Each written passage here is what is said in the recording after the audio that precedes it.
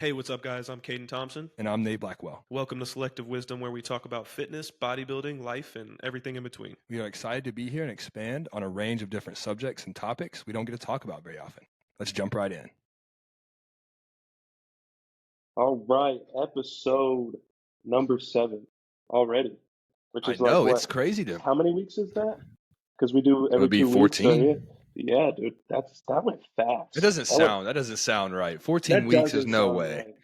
Well, I moved here in October, and we started this like the 3rd week I moved here. So, Dude, it's so weird to think that, we've been in this apartment for that long too. And I'm like, what the heck? yeah, it's already been like Where 3 has all the months. time gone? I don't It know. kind of freaks me out because I'm like, my prep starts, and if Dude, time is going by like this, like, oh you're my, I don't freaking have out. no time. I have no idea when mine Oh starts, my and I gosh, know it starts soon.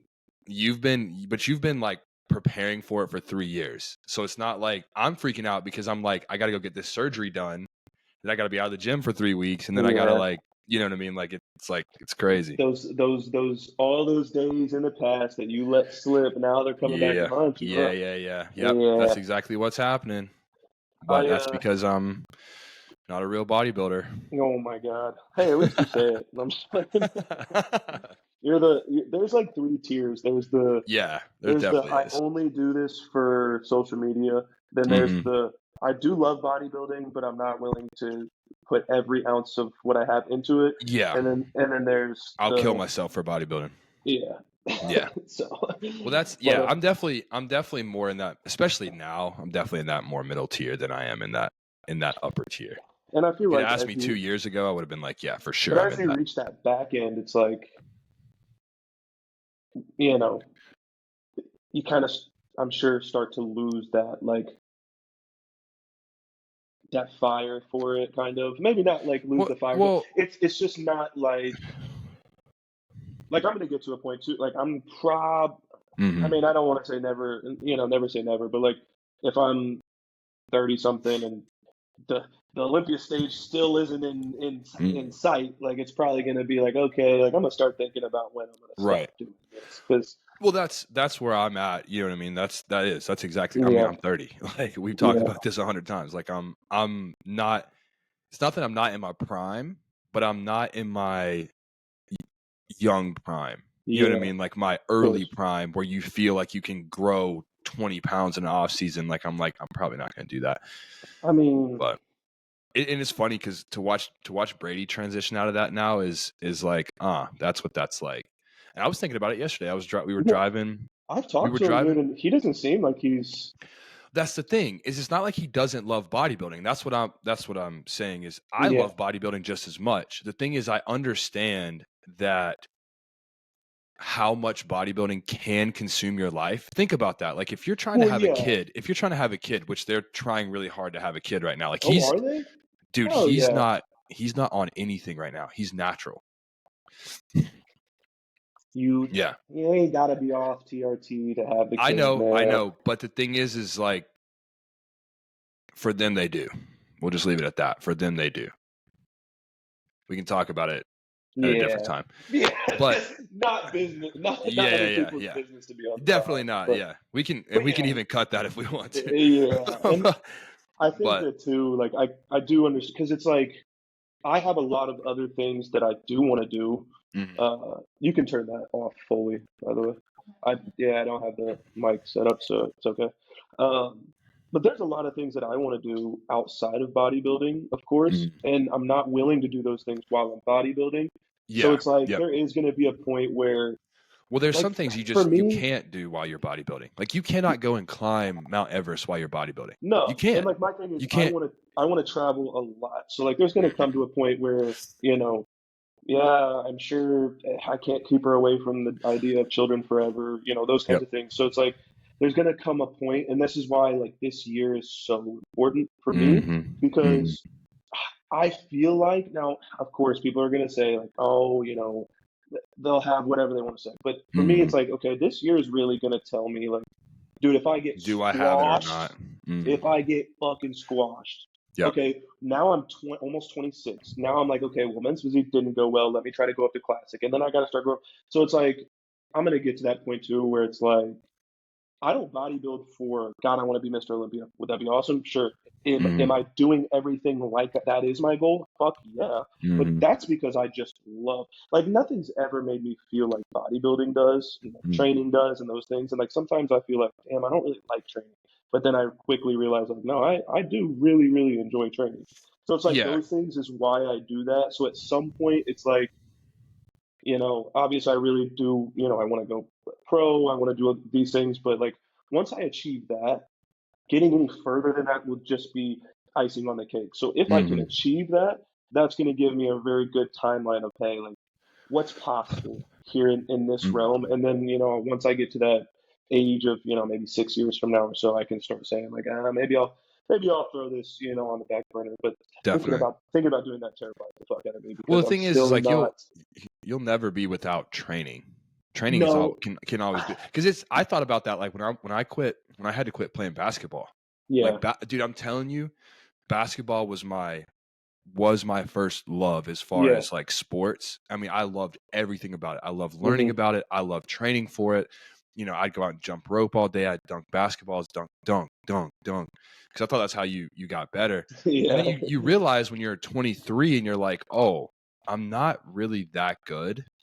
No matter how hard I train, that's where I think I'm coming to the point in my mind with bodybuilding is like maybe I'm just not that good.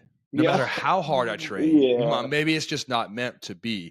But what I can be really, really good at, I can still love bodybuilding, but I can Hmm. coach. And Yeah. I mean, I think I've told you this before. I always wanted to coach in some form or Something. fashion. Hmm. I thought about going to school to be a teacher just so I could go coach basketball at Yep. in high school, and I thought about going to college to be like an athletic trainer or a strength and Hmm. conditioning coach Yeah. because I wanted to teach people how to do their thing better that were way better than me that were more athletic, that were more genetically gifted or Well, whatever. and that's why I do go so hard at the bodybuilding thing Mhm. because I cannot, and why I put myself through misery and suffering and failure over and over and over again because you cannot, and this is another reason why, like, you know, whether you're going to hang up bodybuilding in a couple years or not, that doesn't defeat the purpose of going 110% because Mhm. if you say that you want to coach people, like I'm talking to everybody who wants to coach people, Mhm.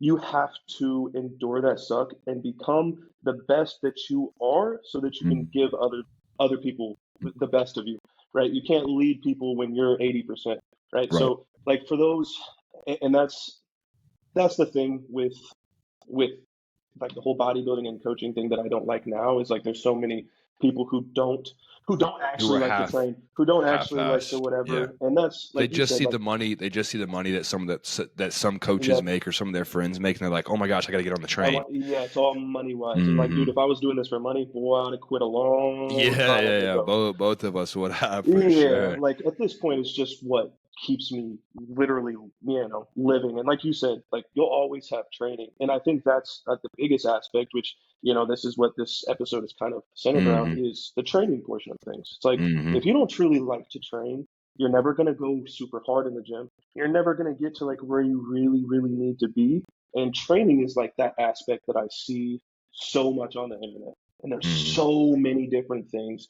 There's all these crazy workouts that these people are doing. And now I'm even seeing people like I saw a video today of Mike Israetel doing a YouTube video doing like the most outlandish fucking exercises. And it's only because this has been going on for so long. Like there's always going to be those. Even Arnold did it. Like I used to Mhm. do that fucking stupid Arnold press. Oh yeah. That's dumb. And that's Or literally just because dumbbell number a one, dumbbell a dumbbell pec fly. Why are you doing that? why are Why we in the doing world are that? you And doing that again, when you like have people cables and you just have machines that do it so much better? Like people are going to make up stuff all the time, but the basics of training are honestly pretty freaking simple. And the Mhm. only key that you need is going extremely hard. So Mhm. I think, and that's something I think we both probably see a lot in the gym is people getting these things wrong. Mhm. So I know like, both of us are pretty, we've been training for a while, right? We've gone through, Mhm. I'm sure I have, I know you probably have gone through many different modalities of training and different Mhm. styles and different things like that. So, over your progression, over how many years have you been training? So, Like you train now. oh, Cut them bullshit first couple yeah, years I where was you about didn't to really say, care. Yeah. I would say a solid Yeah, that's five about where years I'm at of too. quality Hmm. training. Yeah. Yeah, So what would you say, like, style of training wise? And I don't mean like CrossFit versus, obviously we're bodybuilders. We're talking about bodybuilders. Yeah. pure muscle growth, putting on mass, like styles of training. What is your number one? Because these two things matter. And this is the one thing that I want to preface this entire conversation is training is one of those areas where there are so many different things that work. It all Hmm. depends. So for you, Yeah. what's your favorite style of training that you've ever done? And what have you found that works the best for you and for your clients? So when you say style, you're meaning like this type of split that somebody is running? Is that what you mean, or you more Split, mean like volume, okay, okay. what matters So inside of there. mine has changed. I will say that. And here's the Hmm. thing, guys, if you're out there listening to this and you think I don't really enjoy the style of training that I'm training right now, that's okay. You can change it. Switch it.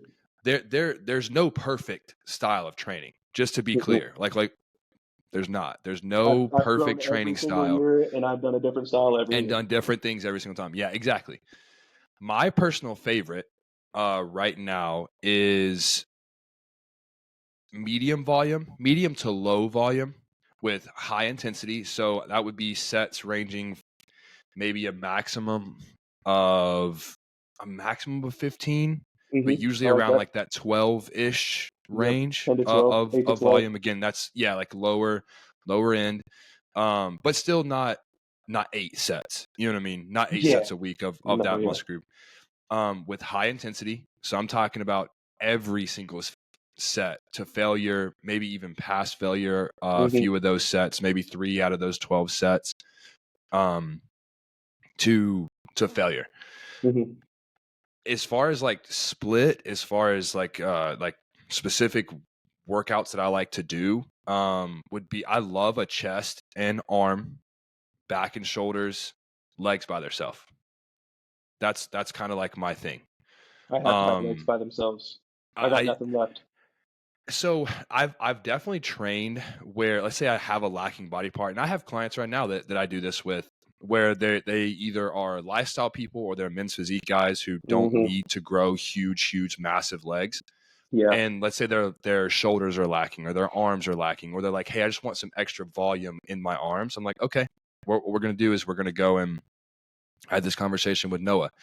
We're gonna go in and we're gonna do arms, like a bicep tricep mixture of workouts Hmm. first, and then we'll train our legs after, so you don't Yep. have to that CNS fatigue doesn't accrue Yeah. before you go and hit arms, because everybody knows if you're hitting chest and you got to go hit triceps right after, tricep training it sucks after Yeah. that, That's tough. especially if you're a higher volume type of client who likes high volume.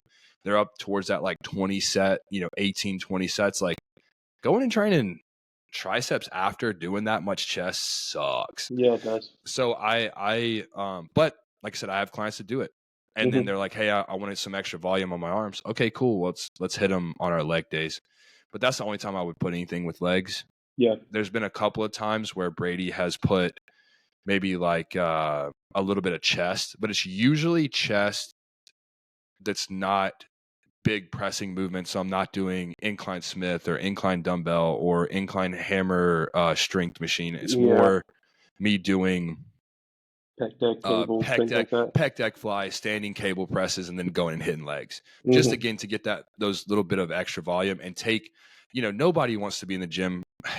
I say nobody, but I end up spending 2 hours in the gym every day So do I, anyways. dude. But it's just because I get on my phone and somebody comes up and talks to me or whatever, and I'm just a chatterbox, so I'll talk for 30 minutes. Yeah. But like, typically on our program, on our Trainerize app, it tells you like how long the workout's supposed to be. I Yeah. try to I keep it did around like that that about hour. Trainerize. Oh, I loved it. I love Hmm. it because it helps me know, It okay, I does. gave them way too much. Way too much. If it's an hour and 45 minutes, I'm like, oh shit, it's going to actually take them 3 hours to get this done. Yeah. So I try to keep it to an hour and 15. Again, depending on their volume preference and Yeah. all that other stuff.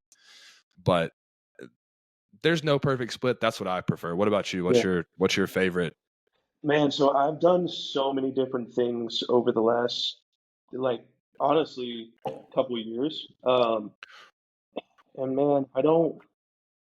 Do you think it matters who your coach is as to, because I'm sure you're probably doing some of the Yeah, same splits that you were doing before, but does it matter who your coach is and stuff like that in to terms of you? like, to me, Like, do you like, let's say you hate push pull legs. Let's say you hate mhm. it, but you get with Justin and you're like, he's giving you push pull legs, but you're like, okay, well, now this isn't as bad as I thought it was. It was just because I was with a bad coach who was giving me weird exercises that didn't mesh together. Yeah, Does that make and sense? yeah, and I think like I've only had this is my third coach. So my first coach, this was like I was in the middle of year two of Mm. being in the gym.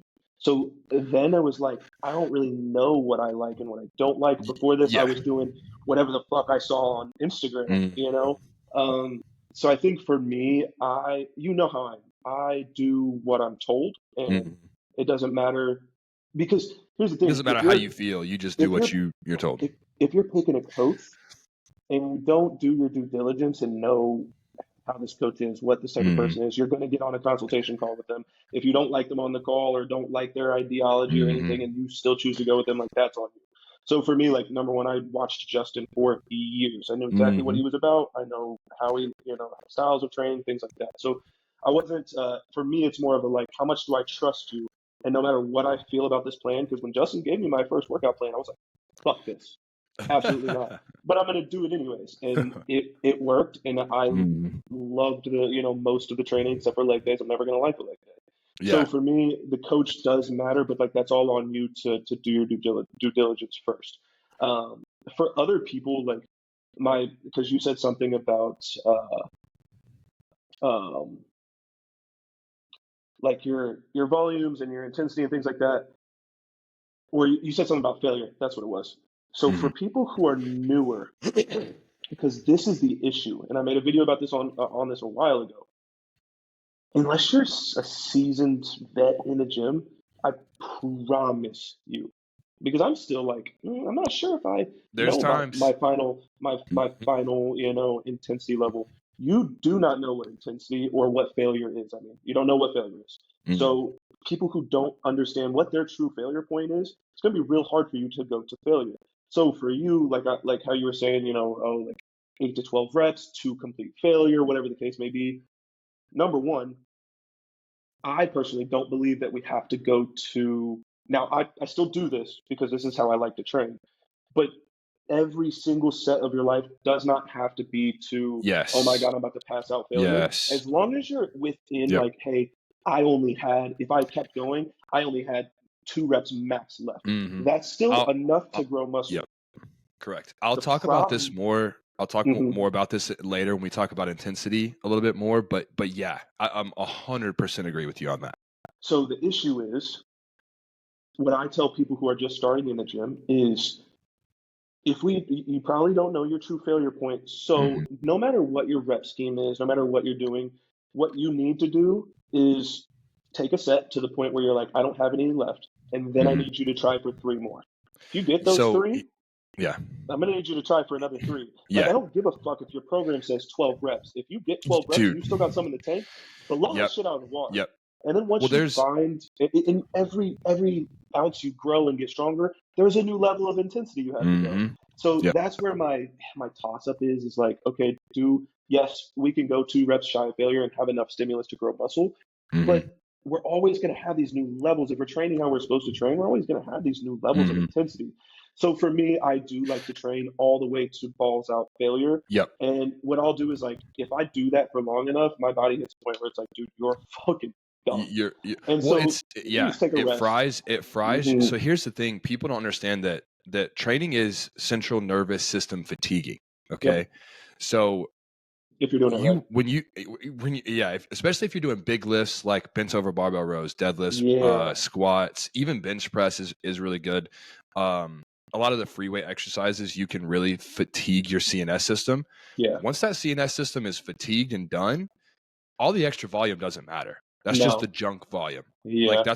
that's where you hear that term junk volume, is when your CNS system is so fried that you're not going to be able to recover from it. Yeah. If you So can do as 5 sets per workout for your entire, or per exercise for your entire workout, hey, Mm-hmm. buddy, you're not going to failure, man. You're not No, at there's all. no chance. There's Not a no chance. way you're going to. Yeah, I look back at my first couple years of training, dude, and I look at how much volume I was doing, and I Mm-hmm. realized, like, dude, you were training like a pussy, Mm-hmm. like And badly. here, I want to preface this real quick about failure. How you get to failure, or how you know you got to failure, is you're doing a set, right? Of what? Let's say you're doing a set of bench press. Pretend like whoever your favorite fitness influencer is. It can be Arnold. It can be The Mm-hmm. Rock. It can be whoever, Justin. It can be your coach, whatever. Think about your coach standing there screaming in your face to give you 3 more reps. And Dude, you get 3 more reps. You got to you keep this going. works Keep going. really well. I was It works in it so well. when I was at, I remember this day specifically because this was probably the hardest set of hack squats I've ever done in my life. I was Mm. at the gym and Dan, you know Dan, Mm-hmm. was there, and I was like, "Hey, Oh bro, man. can you come give me a spot?" Mm-hmm. And dude, it was like I'd been doing this exact lift, exact split for a minute, and it was just like having that person there who's like well above me in terms of Mm-hmm. success and size and all these things. It's like, Yep. how am I gonna look if I If I train like bitch a out. pussy, right? Yeah, Mm-hmm. like then you know what I mean. So that works really well. I also tell people like I said, like when you think you're done, if you can go, try 3 more, try. Like Yeah. it's one of those things where you know you're at failure when, like I tell people, you do not tell your muscles when they're done. Your muscles are Mm-hmm. going to tell you when you're done. And Yeah. so it's one of those things where it's like, dude, if And you tell yourself in your head, because I catch myself doing this too, like I'll get to, okay, I need to do 12 reps, and I get to 12, and I'm like, okay, and I go to put the weight down, and then I think in my head, like, what are you doing? You did mm-hmm. not. That was not failure. So then Mm-hmm. you keep going, and like you bump the weight, but I think that is thing number one in terms of like before you get into what styles of training work best for you, you've got to Mm-hmm. get to the point of I know where my true, like where my Yeah. I know how to get to failure. Because if you don't know how to get to failure, none of those splits or Yep. anything are really Yep. going to matter because you're They not really training hard don't enough. matter. And that there's, well, I'll talk more about this again later, but like the newbie gains when you first get in the gym for the first year and a half, you don't have to train to failure. You don't have to. You'll grow just because your muscles are being stimulated. Yeah, it's a But stimulus they never felt before. I don't want to get too far ahead of myself, so I'm not going to talk about what I was going to talk about. But Yeah. as far as training properly, what do you think is the most important when it comes to that? Like, and I'm talking about proper form, technique, all that stuff. Like, how does a person that's like a what would you call it? It's something that you earn. Oh my gosh, what is it? It's a skill. It's a Yeah. skill. Training is a Oh, skill. training is a Training is a skill. 100%. Once you develop that skill of training, you realize how much further you can take sets, you can take workouts, you can take different things like that. Yeah. But in your opinion, what do you think is the proper way to train? So number one, going back a little bit on what I said, I mean, you kind of have to do these things both simultaneously, right? So the biggest issue is there's so many different people online telling you to do things different ways. Mm-hmm. And whilst you can clearly see which ones are just, hey man, that's goofy. Like you're just like, yeah, this is getting millions of views because it looks stupid, and it is stupid, and the biomechanics don't even make sense. Yep. So learning how to fish out who to listen to and who not to listen to is thing number one. That's And tough. That's tough in today's society with social media and stuff like that. It is tough. But what I will say is you can find it pretty easy because the people who are not doing the goofy shit and are doing the real shit are the people who are just doing the basics and who are doing the same shit over and over and over again. You go back and look at all the things that I've posted over the last year and a half. Pretty much every workout's the same. So fishing out the people who suck versus the people who actually know what they're doing is thing number one, because you have to learn from somebody, right? You're not just going to wake up one day and understand what to do. If you're on social media and you're trying to figure out how to train, find the people who, like you said, are doing the basics. The people who are doing the basics don't usually stray too far from the basics.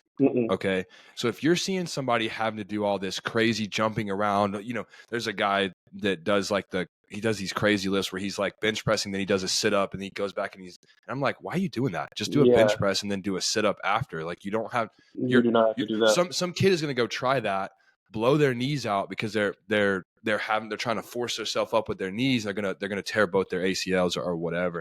So it's our responsibility as people who are on the internet to give out not only quality content, but also like safe content. Like, Yeah, don't do real stupid things information.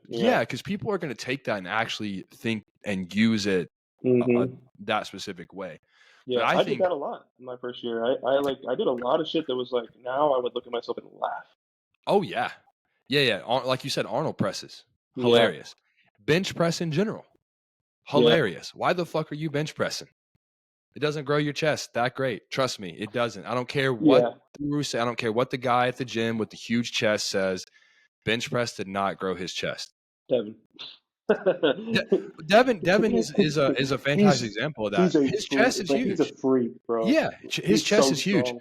But the thing is like, yeah, his chest is He always very had that strong. chest though. But I guarantee you, exactly, if you go back and you look at him when he was 20 or 19 when he Oh, first dude, his chest competed, was huge. his chest was his Brock first only. competing in high school. I Okay, see well, I pictures didn't of him know in him high then, school but before even bodybuilding, and he looked like that. Like, he wasn't jacked by any means, but his chest yeah, was huge. yeah, So yeah. yeah, I mean, exactly like that. Like, and don't get me wrong, like, there's times and places for everything, I guess. But in terms of training properly, I think you need to have two things. If you can have these two things off the bat, which is, there is no such thing as like, there is a thing as correct technique, but there's no such Mm-hmm. thing as perfect form. Like, everybody's Yep. shaped a little different. Everybody's body works a little bit differently. So Mm-hmm. for some people who can bench, up here a little bit and still feel their chest, like for me, I need to go down in here because my shoulders are fucked up. Like, but I still get great contractions on my chest. Mm-hmm. And until I figured out, hey, there is a couple different tweaks that I can do to these things, I was benching up here, never feeling my chest and destroying my shoulders. It wasn't So until I learned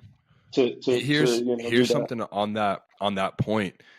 If you think about this, think about going from, I mean, the lowest weight that I was when I was like actually lifting was 177 pounds. Okay. Shoot. Going from 177 pounds to now being 230 pounds, guess what's going to happen? Your range of motion, your form My range of motion is has to change. Yeah. It has to change. You're wider, you're thicker, you have more muscle and even probably more body fat in areas where That's you a didn't great have point. those. That's a Like, great point. Nick Walker is not going to be able to train the same way I'm able to train. He Mm-mm. can't get his arms Yeah. down by his side like I can. When Yeah. when we're like, oh, you need to be tucking your elbow to your, it's like Nick Walker can't do that. Ronnie Yeah. Coleman couldn't do that. Jay Cutler can't do that because Yeah. their lats are too damn big. They can't even, Yeah. you know what I mean? So the bigger and more muscle you have, your form is going to change, but your Yeah. technique should not. Yes. Yeah. There's going to be very clear ways of not doing something, but there's going to be kind of gray areas on the form wise. So number Yeah. one, again, I think if we're taking things from the jump when you first start to all out intensity, and the thing is, your pain tolerance is not going to be your like gym pain tolerance isn't going to be very high. So it's going to really suck for a while. But once you can figure out the intensity and you can figure out, okay, like let's take a dumbbell bench, for example. If you can do a couple different variations of form, right? So like I said, like some people bench with their arms a little bit wider. I bench with my elbows tucked a little bit. That's going to be a little safer on the shoulders, things like that. But where do we feel the targeted muscle group, right? So if you can really get in tune with your body, and again, training is a skill. This is going to take time. You're not going to go into the gym the first time and be like, oh, I feel every muscle perfectly. That's not going to happen. But what you need to do is live inside your head when you're training and like really get in tune with your body. So if we have the intensity thing and we have the form / technique thing, and we really focus on that off the bat and we learn those, that is kind of all you need for proper training. Because at the end of the day, if I have myself and a clone of myself, and it's the first year in the gym for both of us, right? It's the same exact makeup, same exact person. And one guy or one of me goes 70% intensity with the perfect split and a perfect setup for my workouts. Meals are the same, sleep's the same, all that stuff is the same, but I have the perfect workout. And the other one of me is kind of doing maybe a less than adequate workout, but he's going But just training. 110% and I'm going 70%. I promise you, that guy going 100% with the less than Mm-hmm. adequate workout split is going to make far more gains than you. So Yep. off the bat, don't focus too much on, hey, like let's split up the muscle groups. Let's have, like you said, let's do a chest, shoulder, and tri day. Let's do Mm-hmm. a back and arms, or back and shoulders, whatever you want to split it up as. But Mm-hmm. don't go in there and hit legs, arms, back all on the same day. As long as we have those things split up a little bit, and we can kind of see, hey, if I do X amount of sets for chest per week, I can recover from that versus, I can't. Because Mm-hmm. recovery is that third key. There's the form and technique, there's the intensity, and then there's recovery, because we only grow from what we can recover from. So if you can quickly learn how your body, does Adapts to those those three, things. that is really all you need for proper training. Right. After that, it's kind of like you said, what kind of split do It's you enjoy? it's You know what nuanced I mean? stuff. Yeah. Here's the thing. That's why I think it's important that you hire a coach. No matter where you are. I was going to make that point earlier. Yeah, Yes. no matter where you are, level wise. I mean, Yes. Olympians. Chris Yes. Bumstead has a coach. He's always had a coach. Mm-hmm. Hire a coach and send them videos Yeah. and say, hey, I'm not really feeling this workout here in my chest. Is there anything I need to do different? Well, hey, have you tried tucking your elbows? I do this if I ever meet a client in person and we're training together and I see them doing something and I'm like, hey, how does that feel on your, especially back? Back is a huge one for a lot. It's a huge issue for a lot of people because, people can't grow their backs because they can't see their backs moving and contracting. Okay. So you have to be able to feel it up here. You have to use your mind to feel it. Yep. So the only way to see it is to take a video and then go, watch it after, or have somebody watch for you. Okay.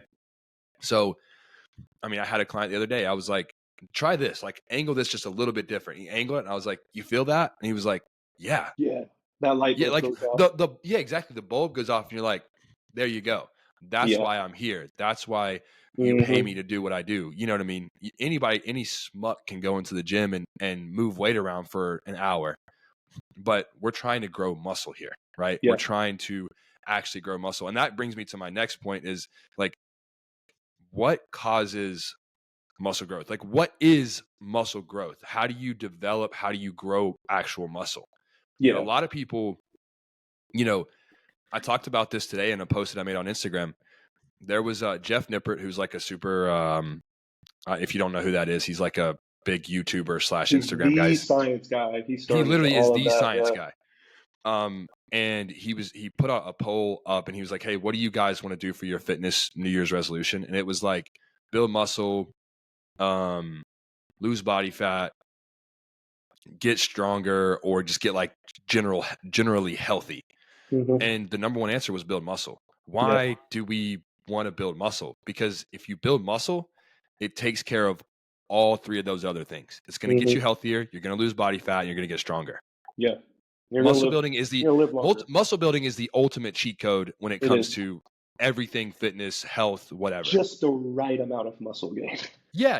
We're not gonna act like we're not talking about adding. We're not exactly. And that's the thing is 95% of America or the world is not trying to be Mr. Olympia. Maybe you're right.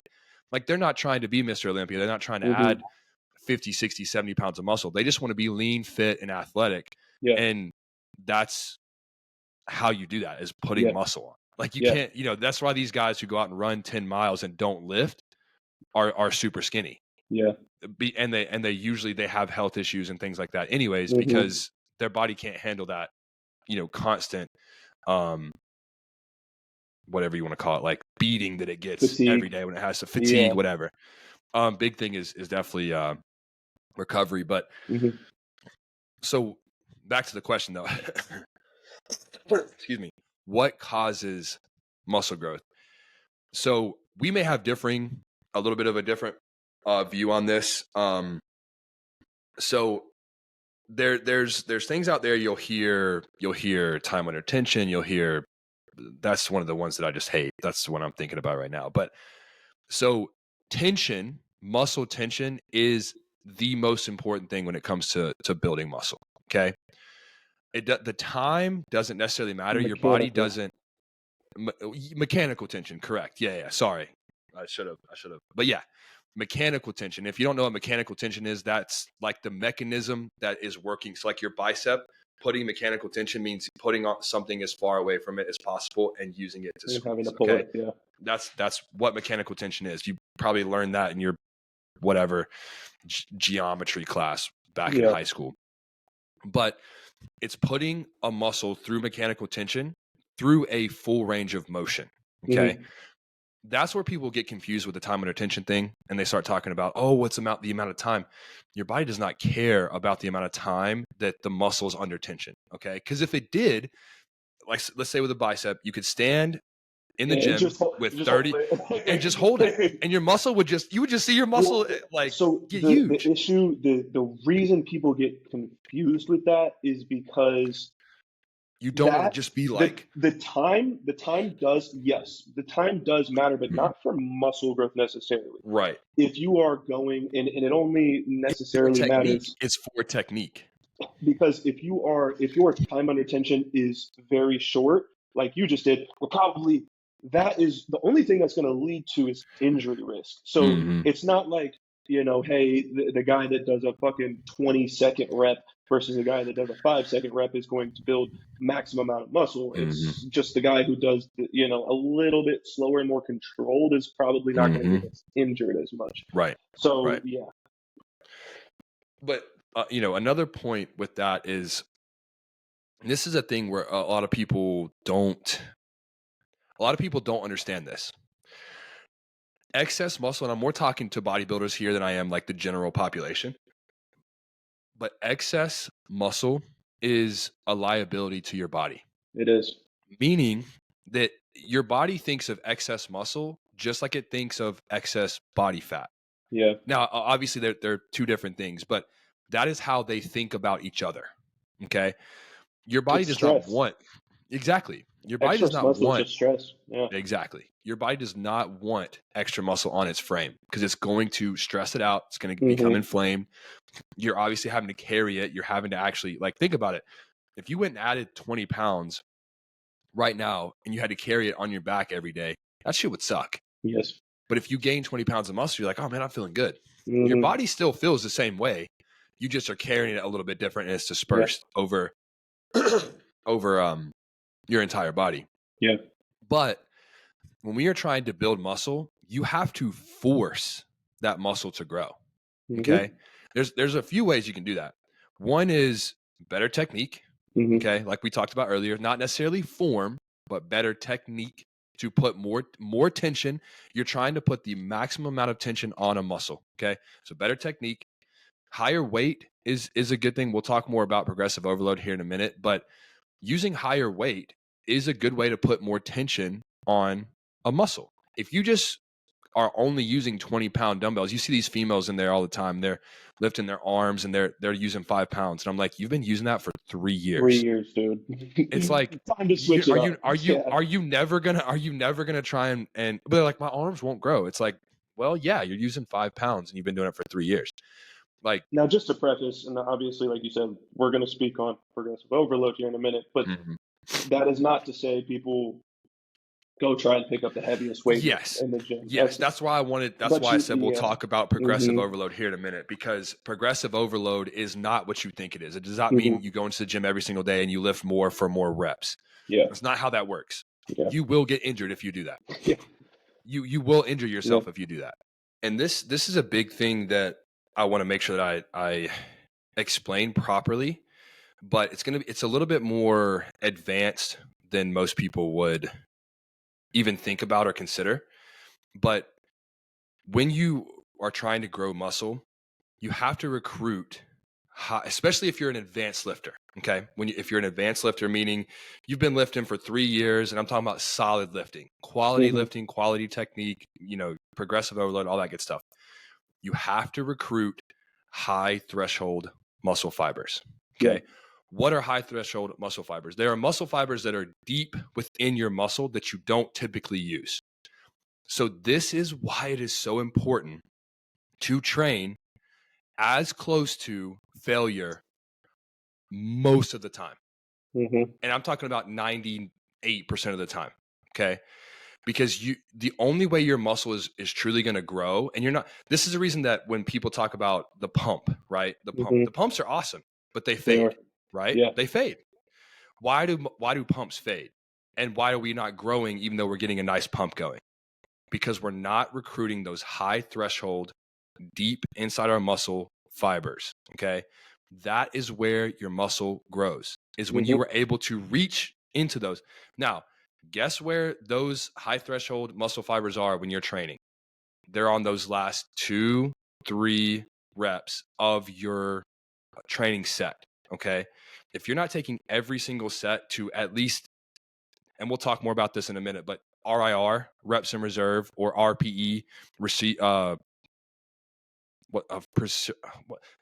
say it. I never can say it. RPE. What, What is RPE? RPE? What's it stand Uh, for? per- Perceived exertion, but Perceived it's like, exertion. Yeah. it's rate? Is it rate? It's not rate I don't think it's of rate. perceived. Yeah, I think it's rate of perceived exertion because you're rating it 1 out of 10. Yeah, Anyways, yeah. RIR is what I use. Reps in hmm reserve, meaning I RPE have is this more many of reps. a power lifter A kind of powerlifting, but lingo. you Yeah. will see some bodybuilders use It's it the same. occasionally. Yeah. It's the same Similar. thing as RIR. It's just said a little bit different. But Yeah. so that's why it's so important to take those sets close to like 2 reps in reserve, 1 rep in reserve, 0 Yeah. reps in reserve.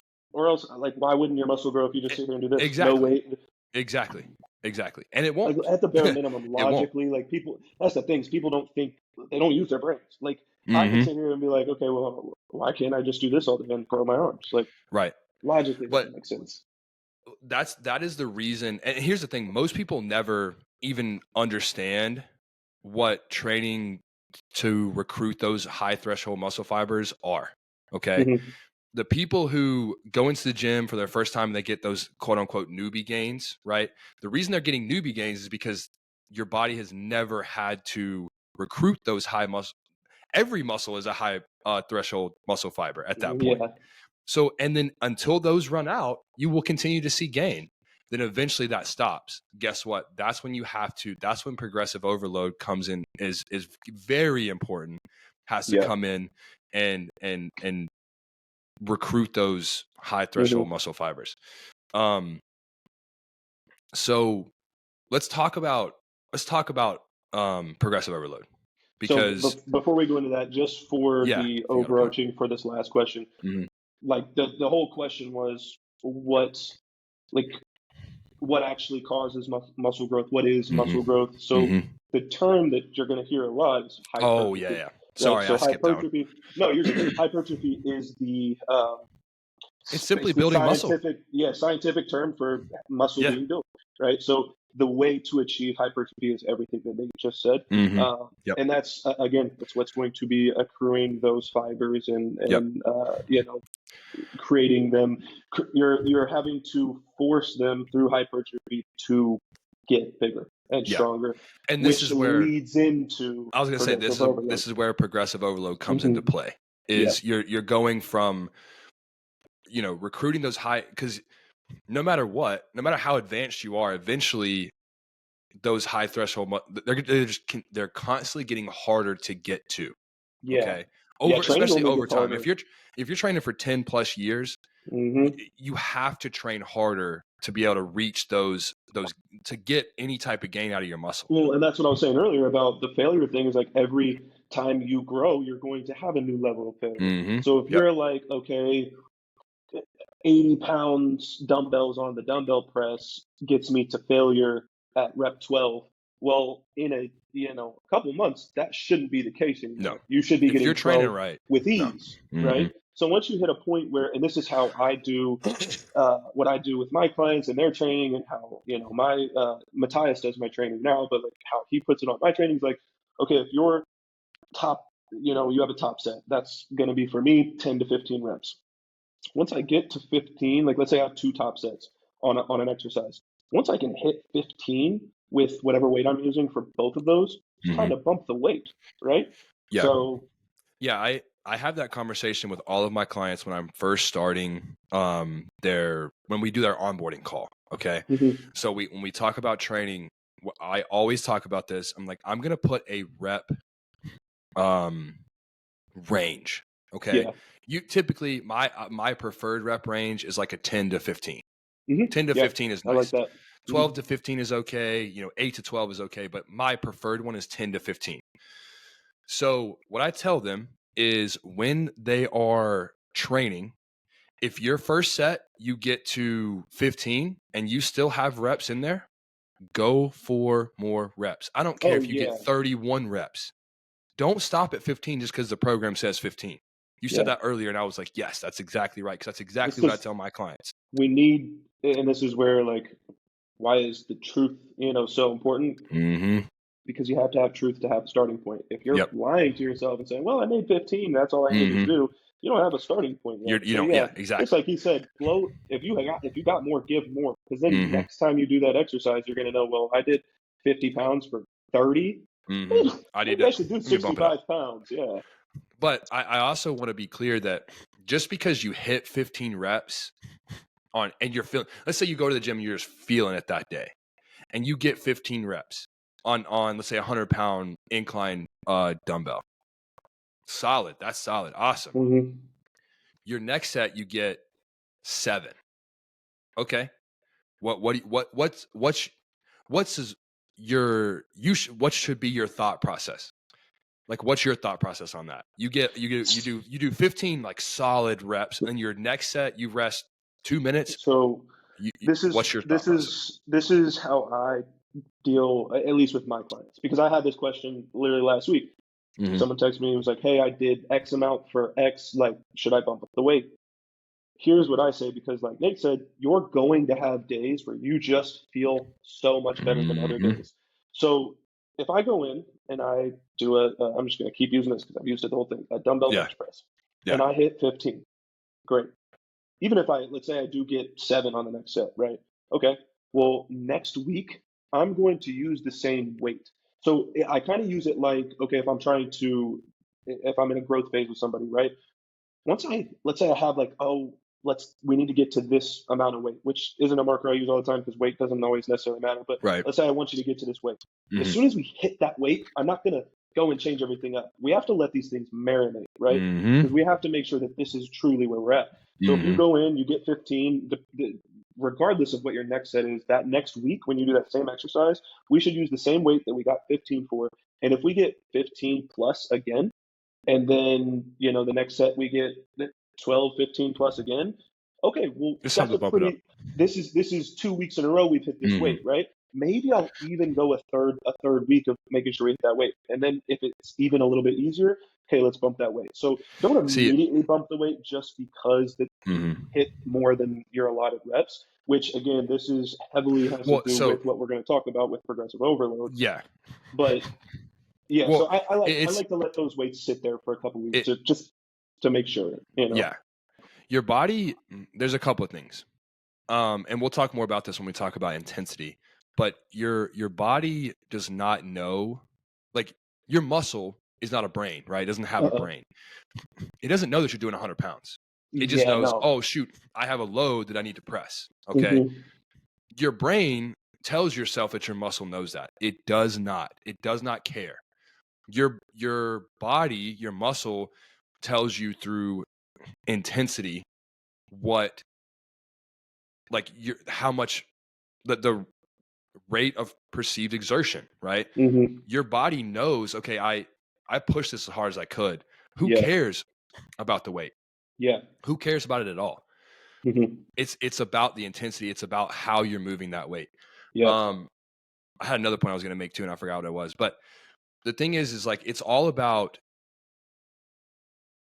making sure that you do not, like, okay, for instance, and I think you misunderstood my question. You're using a 100-pound dumbbell. You do the dumbbell, you get 15 reps. But then your next set, you still are using 100 pounds and you only get 7.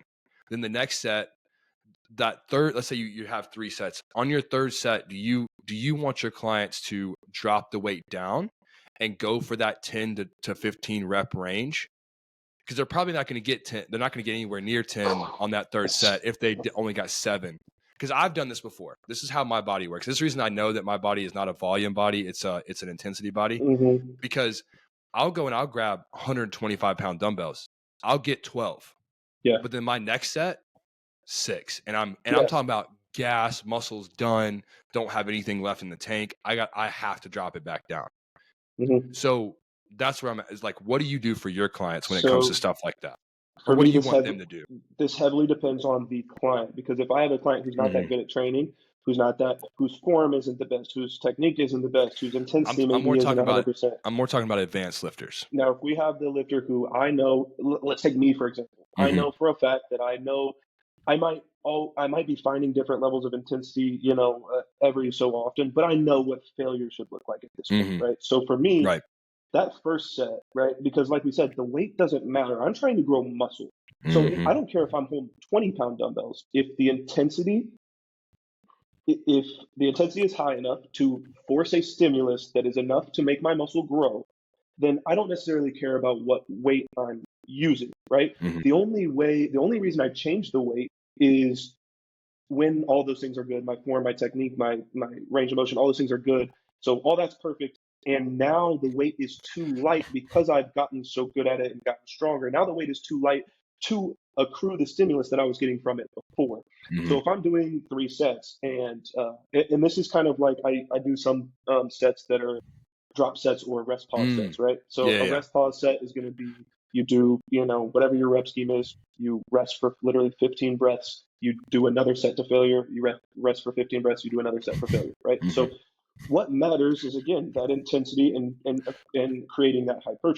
hypertrophy. So for me, if the second set I get, you know, eight eight reps, and the one before that I got 15, as long as those 8 reps are gassing me out, I'm not too worried about necessarily dropping the weight. Now, what I don't want is, okay, we did our first Down, set, technique breakdown. that, but also, okay, I did my first set, I got, 15, I did my second set, I got 8.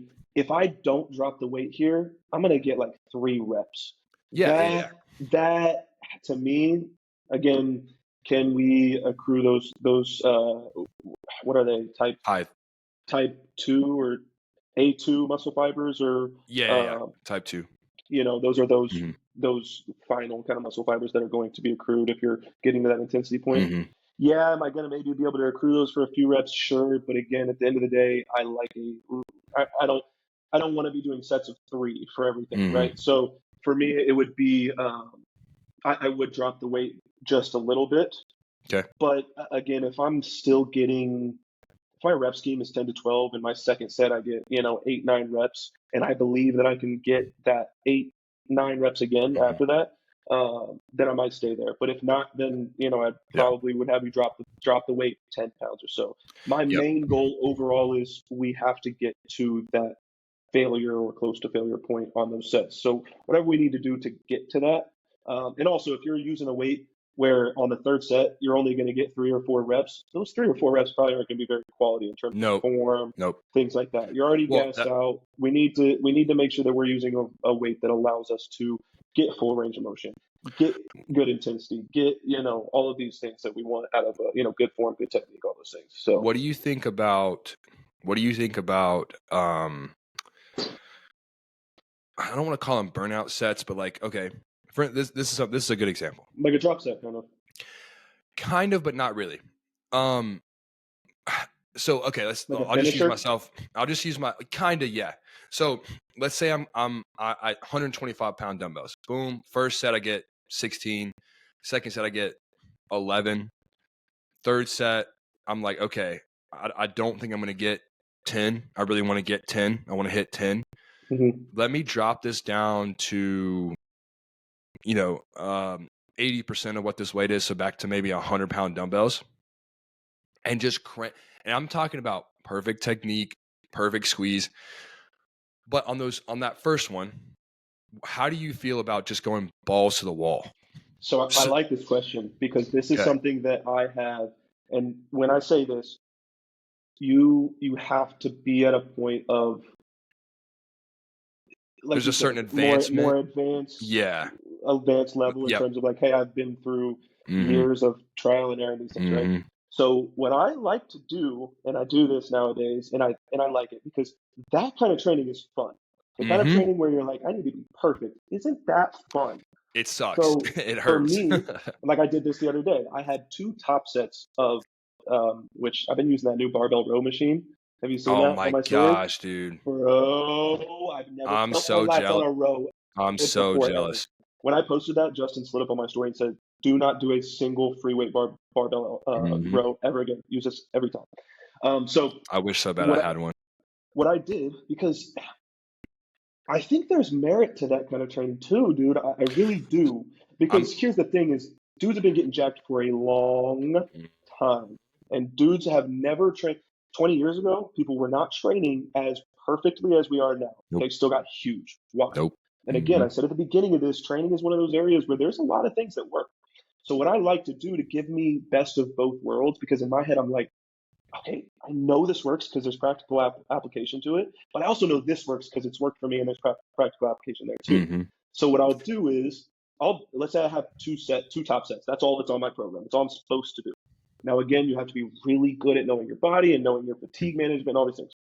What I'll do is I might do those two top sets. I might do, the perfect form and everything and get to complete failure, all those things.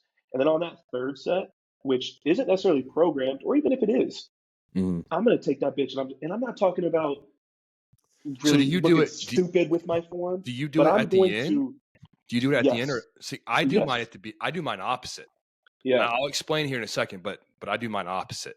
So that's personally how I'll do it because because at that point it's like, and I used to do things like that too, but I want to I want to empty the tank with great form, like knowing that I'm hitting the muscle perfectly how I should and getting that stimulus through that, and then at the back end, like I said, I'm not throwing shit around to where I look stupid or I'm going to get hurt or whatever. But instead of Mhm. being 110% perfect on my form and technique, I'm going to be, or sorry, my technique is always going to say 100%, but my form, instead of that being 110%, maybe it's 80.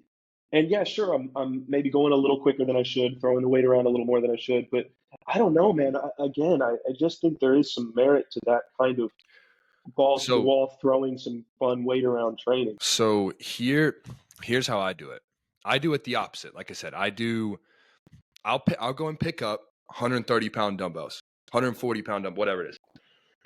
Is Rep it. this after warm up sets and everything? Yeah. Oh, Okay. yeah. I'm not Okay. going in. I'm not like that anymore. I can't do that anymore. I used to be Yeah. that person that could walk into the gym and I was like, I'm We'll not just go warming up straight to shit. it. I'm going Yeah. straight in.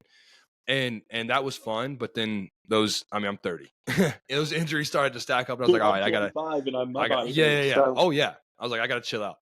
So yeah, warm up, get the body nice and warm. And if I'm feeling good, okay, cool. I'm going to push it. I'm going to push this first set. The reason I like to do that is like what we were talking about earlier. Okay. Your body doesn't know the weight that it's using. Your body doesn't know. All it knows is mechanical tension on the muscle.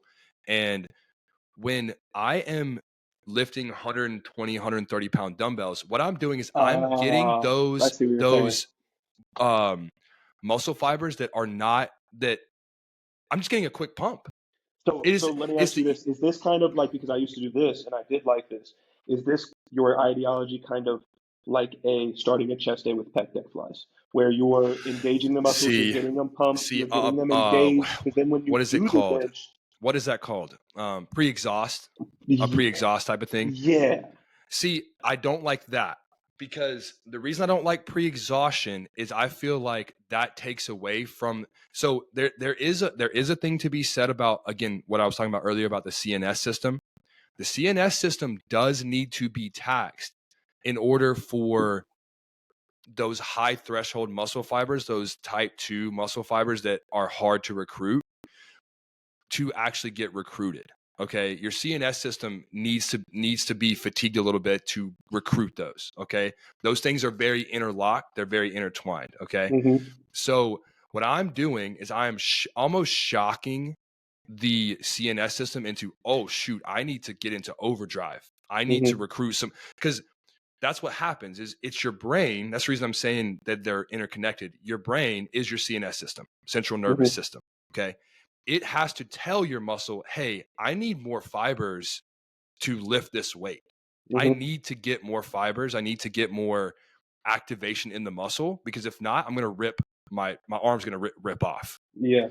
So what I do is I go in there and I'll go heavy. heavy first set. But that's what I'm saying is my heavy first set, I can get 16 reps. My second set, I won't be able to get anywhere near 15. I might Okay, get so 8. this is very different than what I thought you were saying. Like, yeah, of course, like I'm not going to use my lighter weights first. You know what I mean? Like right Well, now, well, what I mean is like, and this is the reason I asked you earlier, what do you do when your client says, "Hey, I hit this for 16 reps, then I got 8 reps, and then on that third set, what do you tell them to do?" Right? hmm Because for me, again, as a lower volume guy who I can't train that. There's no way I'm doing 125 for 15, and I'm talking about these are heavy weights for me. 125 for 15, 125 for 14, 125 for 13. That's not how my body works. My body works as the first set when I'm really warm and nice and good, I'll get 125 for 18. Then I'll get 125 for 11. Then my hmm last set, I can only get 125 for 5 or 6 or 7, right? So what I do is I almost am doing a drop set almost, but it's not a drop set because it's not You're not planned doing it as a all in drop one. set. Right. It's like I'm doing one set, extremely high weight and this is only for usually my first specific exercise. Cause I always plan, this is another something that is just like a coaching thing for me that I like to do. I always do my most CNS system fatiguing exercises first, Me as well. meaning I'm going to do I'm hack not doing squat squats first. at the end of the day. Yeah. No, fuck No. no. My No. CNS system is fried. There's no way I'm Yeah. doing that and getting any type of stimulus, right? So, Well, and also you're the, usually going to go compound to isolation. So it's like if you do correct. isolation first, you're kind of And missing out on, that's the yeah, reason I don't like the pre-exhaustion with pec deck flies because yeah. you're not it's kind of doing the same thing, but it messes with my mind. I need to hmm go in and push heavy weight first to feel good about myself to then go and have really quality technique on those other whatever you call them, the like the more machines or whatever, the more Yeah. isolated exercises. What I like to do is fatigue the CNS system first, and then what I do is I go into more specific targeted muscle contraction stuff. So I'll do a dumbbell bench press, then I go right into like a incline hammer strength, right? I can't push those hammer strength. There's guys that can do that. There's guys that can go and do heavy dumbbell presses and then go straight in and do 3 plates on the incline hammer strength.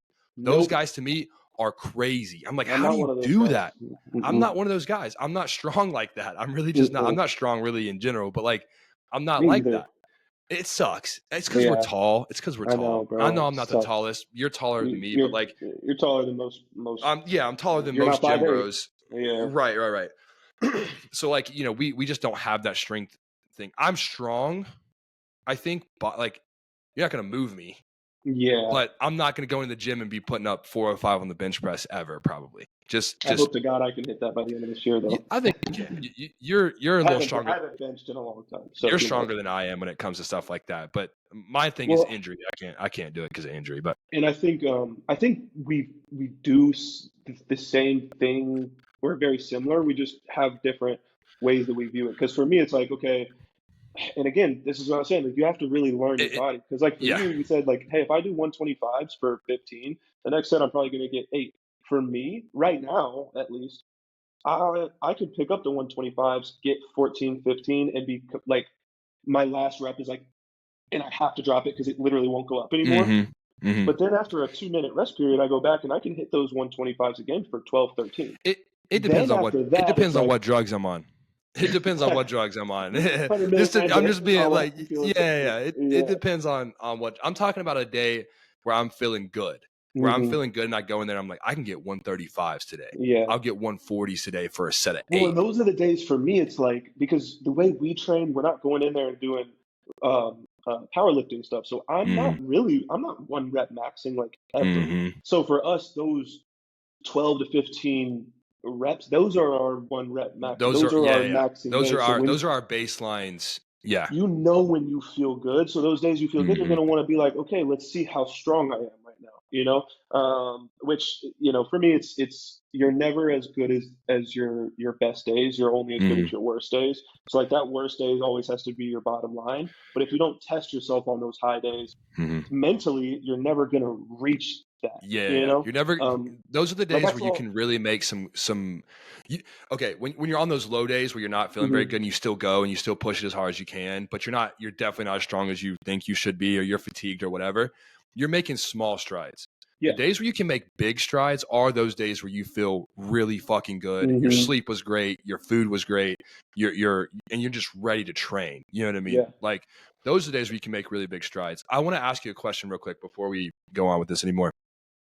So I was talking to Joey, my client, Mhm. and this was something Joey, that Joey, shout out to my Joey. guy. I'm gonna have to tell him to listen to this just because we talk about him.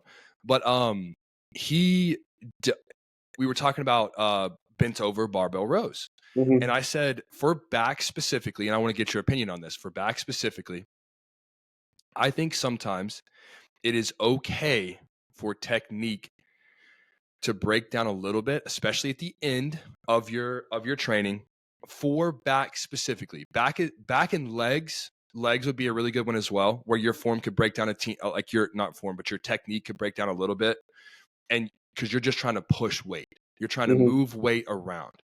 What do you think about that? I have a theory that actually is what made those guys back in the day. I'm talking about Ronnie Coleman's, Jay Cutler's, Dorian Yates, those guys who had insane backs. Even probably Derek Lunsford. I don't see a lot of Derek Lunsford training videos, so I I don't don't know either. how he trains. It's weird because you would think he would be doing it a lot.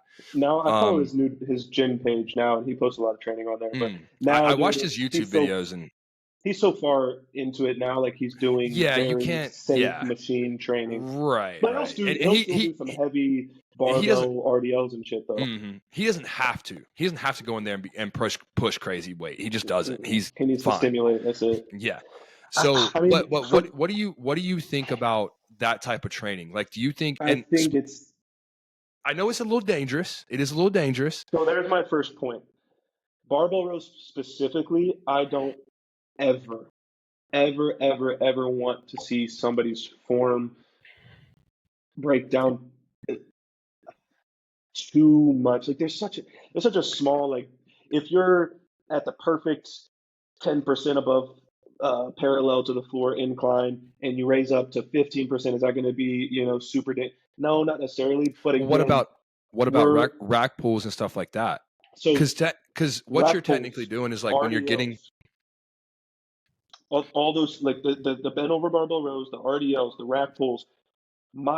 I personally have had a lot of back issues in Mm, my years of lifting for these hmm reasons because I hmm let my form break down doing those things. The first time I ever slipped a disc and went and when I got X-rays, my spine, like my neck was curved this way, and the bottom of hmm my spine was curved that way, like real bad, like hmm disgustingly bad, hmm because I picked up a heavy ass deadlift of 525 pounds when I was 190 pounds and shouldn't have been doing that, and my form was hmm terrible. So Hate deadlifts, by there's the way. Hate them. I do too, but Will never put them on a program for any of my clients unless they I had them specifically all ask year, for bro. deadlifts. I had them I know all you year. did, and that sucks. When your It back sucks. grew, which I'm like, fuck. It Should I be did. doing deadlifts? Dang it. And that's my thing. I do attribute the back growth that I've had over the last couple of years to bent over barbell Hmm rows, deadlifts. I did a lot of Unfortunately. rack pulls back in the day. Yes, unfortunately, but the reason I was able, again, what are we talking about in muscle growth or bodybuilding? We have to have longevity. So Hmm if we're like, hey, and again, we got to understand who we're talking to. Like a lot of people hmm aren't us. So if you Right. tell someone like, hey, if your form breaks down a little bit so you can, move a heavy load, that is a little more dangerous for not enough gain for me. Now, if we're hmm talking about uh, a, a, a lat pull down or something like machine related, You yeah, can't if your form breaks down a little bit, you then can't do it as much on a lat pull down machine. no, you So can. I want something that is and this is the reason again I'm talking about specifically for back. So this would be something again like a hack squat or even not really a squat because squats are dangerous, but like for bent over barbell rows, right? Technically they're a lat movement, but they're not a lat movement. They're a total back movement. Everybody knows this. They're a pretty total much. back movement. They're a Yeah, your whole. posterior They're a chain's whole. gonna get hit, Yeah, your but lat's gonna get they're a hit, whole rhomboids. posterior chain movement. Hmm. So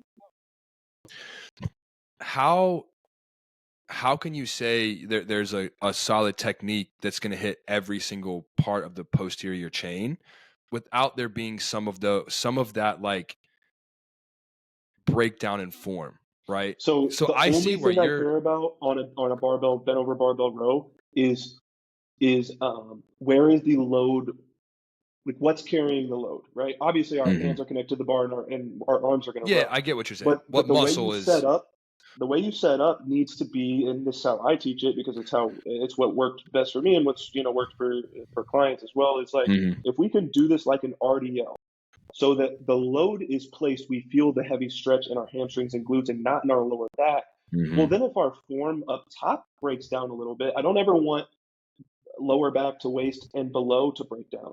But if Mhm. we're, slightly raising up a little bit more than we should, or whatever the case may be, as long as that lower back is secure, then I'm okay with it a little Mhm. bit to an extent. Well, But I what don't about if want they're people throwing around heavyweight just for the sake of throwing around heavyweight. Their in? hinge is back and forth, and their lower back isn't stable, and their Mhm. their their knees are bent too much, and they're not enough load holding in the glutes and the hamstrings like an RDL. Like those things, again, I'm looking at, okay, longevity. If we're going to be doing this workout for a while, if you do Well, really poor form and your lower back is in a shitty place, at some point we're going to start having some back issues. what about so? And I'm not necessarily. I don't think I'm necessarily talking about super heavyweight. So I'm not talking about like, I've seen you do what, like 315? On a row, Was it you? I wish Oh, that was maybe it was not that me. guy that you sent me. I used to, but it was not It good was bad. form. Hmm. So that's what I'm saying, right? So let's say, for instance, for me, 225. 225 is doable. I could probably get 10 to 12 reps with, like, 10. I'm talking about perfect quality form, Yeah, that's maybe even exactly a where little I'm bit at. less than that. Because my barbell bent over rows are horrible. I mean, as far as Hmm. technique, they're just terrible. I hate them. That's the reason they're terrible, because I don't ever do them. Yeah. But let's say you're doing 225. You get to let's say your last set, maybe even your last two sets, and you get to 14, 15, 16, whatever it is. Do you think that's where I'm talking about? Not necessarily Hmm. the super heavyweights, not those, because those, yeah, form should, or like technique should be perfect. I'm more talking about those where you're kind of repping it out. You get to 15, 16. It's like, all right, let's go ahead and just fucking, let's get 3, 4, 5 extra more. Technique, form, all that goes to crap. Throw it out the window. Just get it up to your chest. Hmm. That's more what I'm talking about. Because I hear Yeah. what you're talking about. Because that is, if you are doing heavyweight and you're trying to throw it up like that, dangerous. Yeah. You're correct on that. But those last like 3, 4 reps where your technique is already starting to break down because you're getting tired, you're fatigued. What do you think about just throwing that up, getting a nice squeeze, throwing it up, getting a nice squeeze? Even, I mean, I've had clients. Let me see if I can show you on camera. Like, I've had clients where they're like, I mean, they're damn near here, but you Yeah. can still So, squeeze that. You know what I mean? You can still yeah. feel that squeeze. And I know it's not. I know it's not good technique. I know it's not good. I hope you can hear me, but Yeah. I know it's not good technique. I know it's not good form. I know it's, but like for people who need to grow back and are struggling to grow back, do you think that doing things like that is worth it? Do you think it's beneficial? Because I have a theory that it is. That's the reason I'm asking you Personally, what you me think. personally, no, I don't. Okay. Just because when we're that far out of the range of motion that we need for this specific exercise, Mm-hmm. even though, like we talked about, like it's going to touch a lot of muscles in your back, right? But why are we doing this exercise, right? So if we're that far, like what you just did, if we're that far out of range of motion, I personally don't see a purpose. Now, whatever, you have your theory on why, whatever, which Mm-hmm. is, again, this is why training is so difficult because it's simple, but it's It's difficult different. because there is a lot Mm. of gray area. And Mm-hmm. like, dude, I've seen dudes who that's how they perform their entire sets and Yep. their entire workout, and their back is fucking huge. Yep. So it's like, Well, to me, it's kind of like going from a bent over row, a proper bent over row, to almost like a rack pull variation. Mm-hmm. You see what I'm saying? Yeah. Like, because if you stood up and did it right now, you would feel, I mean, you can Yeah. So absolutely squeeze your my entire, thing is now like the those range of things that you're motion is going to not the hit same. there, those things that you're going to end up transitioning to hitting, which is going to be a lot of like, it's going to be almost, yeah, maybe like a rack pull, but even more so like a shrug almost. We're going to hit those like upper Kinda. tracks Yeah, kind yeah. of. Right. There's probably exercises within the workout That's that are going true. to target That's those. true. So That's true. that's where I'm like, and you know me, I'm a perfectionist. So it's like Yeah. I have a But hard see, time. this is where we were talking about earlier when we said that some of those there's it's science versus what's the word I'm looking Fabrication. for? Yeah, like there's a word for that. I can't remember what it is off the top of my head, but like there's like science evidence and research versus like I've seen it in the gym work. Yeah. Go look at Ronnie Coleman's bent over barbell rows. They're trash. With 500 plus He pounds. has one of the best backs ever, if not Yeah. the best back ever in the history of bodybuilding. But again, So, I think this is something we talked about the other day. Genetics. oh, 100%. This Like, is and I'm this is not where saying I you're going to be Ronnie don't Coleman look because at. you're doing this. Well, no, that's not what I'm saying at all. What I'm saying is I don't look at the best of the best and say, well, You look, look at the his form is kind average. of shitty. Let's look at you, the not you, but the people that are going to Yeah, yeah, be yeah. watching Yeah. this or listening to this. Let's look at you because you're not Ronnie Coleman, man. So for me, that's how I kind of look at like I'm not Mm, Ronnie Coleman, I'm not mm, Jay Cutler, I'm not these people. mhm. So I And I am just want to going be to clear that do it's things usually as it's like a one set thing. It wouldn't be no, yeah, every I single completely set. understand that. Yeah, Yeah, yeah, yeah. and that's what I was saying like earlier with the hey on my I might do a third set that's not even programmed, and my form might go from Well, 110 to 80, just so I I can do it get those. I do it on a couple other things too. One is biceps, cheat Hmm. reps, cheater reps. We've heard that term I before, just saw where a study the other day where they it looked at sheet reps and versus it and works.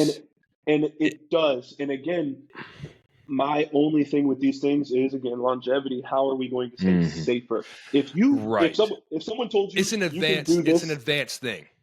if someone told you you can do the reps a little bit cheaty like this, or we're swinging a little bit, but don't worry, no matter how hard you go, no matter how much you do this, you're never going to get hurt. Hmm. Hey, you're probably going to Well, be okay. I'm looking again. I know we just talked about this, but I'm looking at guys like Ronnie Coleman. This Hmm. motherfucker was swinging that shit up. You know what I'm saying? Now, again, I get what you're saying. But if you go to a random gym, you're going to see some jacked guy in there that does that. You know what I Oh, mean? I Some know. big older Yeah. guy who just goes in and throws weight around, and he's jacked, he's yoked. And so I'm like, there has to be something to that. Now, what again, that is not how every rep should be performed. What Mm-mm. you should do is you should go to, and this is what I tell my guys, and I do it with biceps and I do it with shoulders. Okay. And nothing on shoulders besides lateral raises. Okay. It's the only thing that I do this on for shoulders. Biceps, let's say we're doing a barbell curl, straight bar. I want you to get 8 solid ass reps. I'm talking about heavy, solid, full, all the way out, all the way up, squeeze and contract, even pick the elbows up a little bit to really get those like towards the tendon up towards the shoulder, Hmm. get those going. And then if you want to get 2-3 extra reps at the end, And give it I a little think bit of this is a good, I think this is a very decent thing if you can do it exactly how you just said it. I think this is a good thing for people, new people in the gym to do because, like I yeah. told you, that is going to put you to a point where you can find your true failure point, right? You're And probably going to and be and when your form you're gonna breaks have to down and you recruit can't do them. those Yeah. you're going to have to recruit those high threshold muscle fibers Hmm. in that. You just have to. Yeah. You've already made it to failure with perfect form or perfect Hmm. technique. I'm sorry. I keep saying form. I'm sorry. Perfect technique. Those extra ones are just recruiting a few extra muscle fibers to kind Yeah. of, and that's with shoulders specifically. I like it a lot because what I'll do is I'll have them, I'll do it. That's about the only thing that I do drop sets with anymore is Yeah. shoulders. Shoulders, I'll do my dumbbell just lateral like raises. perfect form, dumbbell lateral raises, drop it down, go to 10, I'll go from 20s to 10s, to maybe 7.5s or 5s if they don't have 7.5s. if I get to 10, if I get to the 10s and I'm like, I'm getting 3, 4, 5, 6 reps, something like that, then I'm like, I'm going to start giving it a little bit of juice Yeah. because there's no reason not to. Like, Hmm. that's not going to hurt. That's not going to injure you. Yeah, Doing you're probably 10, not. doing Yeah, you're probably 10-pound not going to do dumbbells that. at No. that point is not going to, you're not going to rip your shoulder out of place. And same for biceps. No, when there's a big thing when we're doing biceps like that, you don't go full range of motion. You Yeah. don't, because if you, that's where people rip biceps is full ranges of motion on things like that.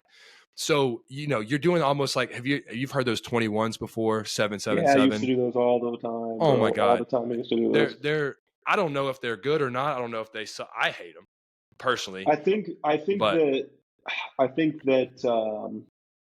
I don't know, man. There's tons of arguments over lengthened position versus shortened position mhm. versus specifically in the biceps. It's weird. Where the Yeah, biceps dude, grow the best, but I there think was a it's study. again, it's a good thing to use for intensity purposes. I don't Hmm. know.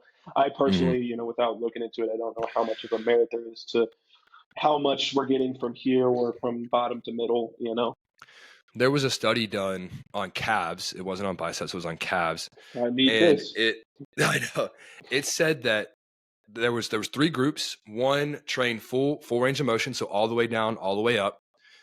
Second was, I think, from all the way extended, so like foot dorsiflexed all the way up, like all the way up, to halfway, and then from like to basically to where you're standing flat-footed, and then from flat-footed to All fully the way up. dorsiflexed Yeah. or dorsi extend. I don't remember what. Anyways, foot all the way up where you're squeezing your calf. Yeah, this would be extended. This would be flexed. Yeah. Okay. So Or I'm sorry, um flexed and extended. extended, yeah. So dorsiflexed. So from midline, so like flat foot to dorsiflexed, Hmm. grew the most. Yeah. More than the full range of motion test Yeah. group. So I went and tested that at the gym the other day. I was like, I'm gonna do a full range of motion set, get done, rest a little bit, and I'm gonna do a half rep. The half reps fucking Burn. sucked, bro. And I caught a cramp instantly. It was crazy. I personally can't. I can't, especially on a seated. I can't get here. I can Well, it only doesn't get have like to be. here. Yeah, it doesn't have to be all the way, but I do have pretty good flexibility in my ankles. I My don't. ankles, I Yeah. have decent flexibility, but I mean, like that half range of motion was insane. And I caught, Yeah. like I said, I caught cramps like 11 reps in, and I got 25 reps the first time. Yeah. But Well, I know we had a couple more things to touch on, but yeah, they weren't we'll really that. probably. We've probably touched on Well, them. we also have a guest who's going to be coming on here in the next Let's month or go. so, Matthias, who is a coach on the team that I coach for, and he is actually our training specialist. So we're going to be doing another episode around This will be training, but I think part this one 2. was a Yeah, lot of really good stuff for some yeah. people who, It was a especially it's long the one, new man. year. Yeah, it's the new year. People are getting into the gym, Mhm. so I think this could definitely help some people out to kind of sift through what they need to focus on, what they don't. Definitely. But yeah, dude. I mean, great episode number 7. We're going to be coming up on 10 here very soon, which is exciting. But yeah, We're just getting better and better at this thing, man. Like it yeah, just seems like it's starting to flow better and better. everything So is I reps, like it. man. Yeah. Everything is reps. But Hope you guys are having a good new year so far. I know, we're 2 weeks into the new year, and this is when people start to kind of lose that New Year's feeling of like, oh my God, it's the new the year. Da, da, excitement's da. gone, The bro. excitement, the motivation is all gone. But stay disciplined, keep it up. Don't be like the crowd. Be uncommon, if you will. Yes, sir. Fuck mediocrity, guys. But we will talk to you guys later, and we'll see you in a couple weeks with hopefully. You said, would it be 2 weeks or would it be 4 weeks? We'll have one's going out today. This one will be 2 weeks from now, so it'll be 4 weeks from now when we 4 weeks from post now. our episode 8. Gotcha. Mhm. Gotcha. Yes, All sir. right then. Well, we will see All you right, guys everybody. then. Peace.